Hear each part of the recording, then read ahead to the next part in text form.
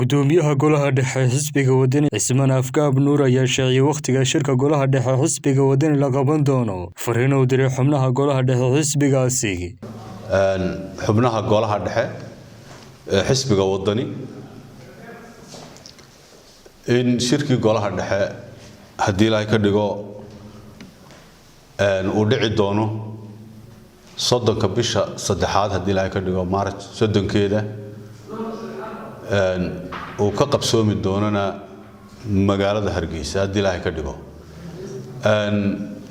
saadarteed waxaan ku wargelinaynaa dhammaan xubnaha golaha dhexe in ay ilaaliyaan waqtiga hadii ay joogan gudaha iyo hadii ay joogan dabadaba in ay dhowraan waqtiga oo ku astaysan 30 bisha saddexaad hadii la ka dhigo in ay dhowraan goobta uu shirku ka dhacayana ay tahay magaalada Hargeysa hadii la ka dhigo saadarteed inuu kaad bedelkii oo qof kasta oo golaha dhexe waxa uu leeyahay kaadkii xubinnimada ee golaha dhexe ayuu haystaa saadarteed qof kasta muddada kaadka loogu bedelaya waxay ka bilaabmi doontaa 17 bishan aynu ku jirno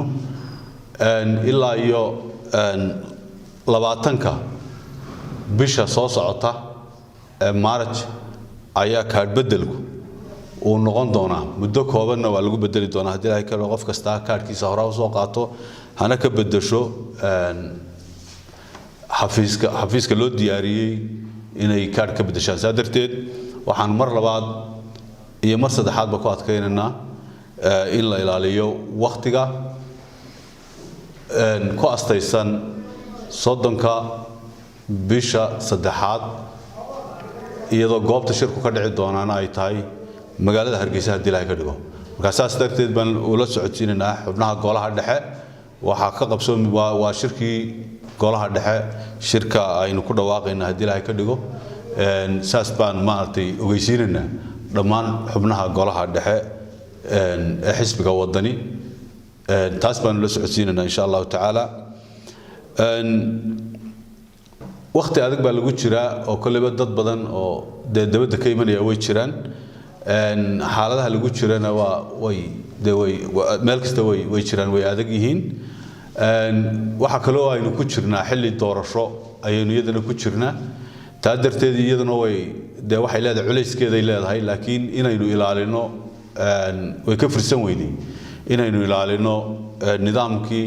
iyo xeerkii xisbiga si shirarkii xisbiga ay u suurta galaan na waa inaynu hirgelina si wax waliba ay u noqdaan way ka firsan weeyay saadarteed baa xilliga adag ay ku beegantay in uu shirki qabsoomo marka anagoo idinka mahadnaqayna sidaad u soo dadaali doontaan insha Allah taala ay ka firsan weeyday inaynu ku dhawaaqno oo shirki uu inoo qabsoomo waxaan taasi u dirayaa inshallah asnay sultaankii guud ee beelaha Soomaaliland Sultaan Maxamed Abdul Qaadir waxa kale oo isna maanta magaalada Burco lagu aasayaa deer Maxamed Cilmi dhamaantood waxaan Ilaahay subhanahu wa ta'ala weydiinaynaa janna firdawsa reer Soomaaliland waxaynu Ilaahay uga baryayno samiriye iman ka siiyo dhamaan